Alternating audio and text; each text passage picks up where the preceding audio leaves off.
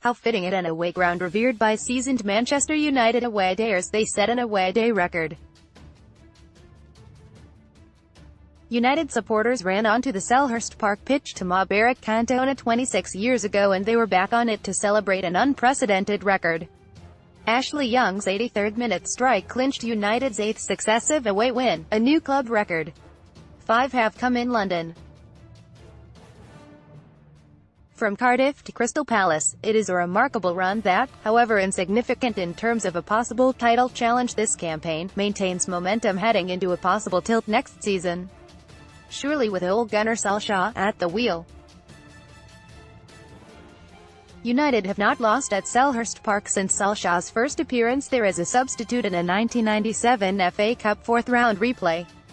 Their love affair with the Croydon ground is not as vibrant as the day they celebrated their breakthrough championship by taking 25,000 down there in 1993, but the support is still raucous and the backing for the current manager is utterly unconditional. They seldom have it easy at Palace, and this was another South London slog, reaffirmed by Solskjaer's decision to call upon the defender Eric Cantona with 15 minutes left.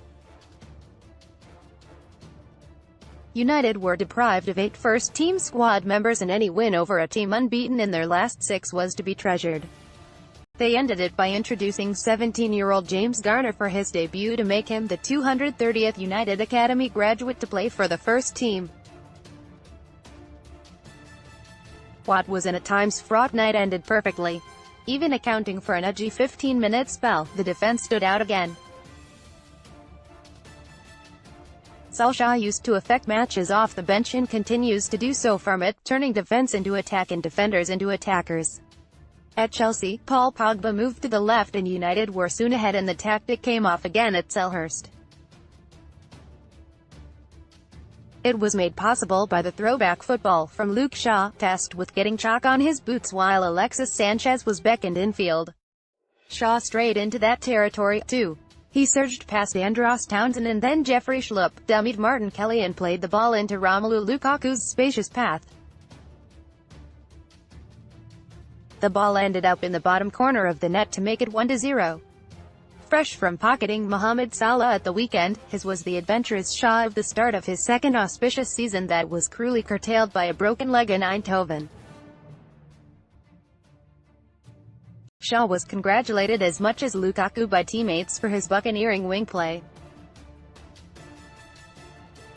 Solskjaer got Lukaku scoring at the start of his reign, and, as he put it recently, they are flowing like ketchup again. As is often the way with strikers, Lukaku converted the tougher chances, having squandered the easier one. It was testament to Lukaku's resilience he recovered from an 8th-minute disappointment to tally twice. It was in turn that United supporters bragged, "We've got Sanchez, Paul Pogba and Fred," and Palace marked the first time the trio were starting in the same side since the Diddy took off. Fred, playing for the first time in 53 days, was accommodated so generously he was positioned in Pogba's favoured left-sided role of the midfield trident. The United supporters also accommodated a new lyric to their Stone Roses chant, "You Scouse be asterisk asterisk asterisk asterisk asterisk asterisk asterisk, goals at the wheel." Their reunion was in danger of ending within 20 minutes amid a frenetic opening, intensified by the loudest home support in the country and the loudest away followers on the continent. Pogba started limping, but refused to call for a stoppage or any treatment.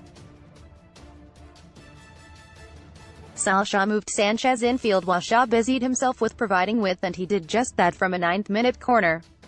The outswinger was met by an unmarked Lukaku, who volleyed well over from 8 yards. Lukaku went into the game without a goal in 9, and that profligacy cost United a number of times early in the season. Palace ought to have punished him, too, only Andros Townsend rushed a near-post side footer 3 minutes later. Instead, it was Lukaku who meted out the punishment on 33 minutes with his weaker foot. Ashley Young and Lukaku scored. That cliché about being at your most vulnerable after scoring was patent when nobody tracked the unattended Schlupp into the area, where he nodded Townsend's and swing it wide. Too many of the United starters were wandering and Solskjaer had to intervene to untangle the webs United were in. Fred was overhitting Hollywood passes, botching simple balls, and berated by David De Gea for not tracking Townsend. Young similarly despaired at the dithering defending from the midfield. Pogba should have crowned more good wing play within a minute of the restart but sent Diogo Dalot's pinpoint cross into the stands. United did not have to wait much longer and Lukaku adroitly pounced on Victor Lindelof's loose header to steer the ball over Vicente Guaita.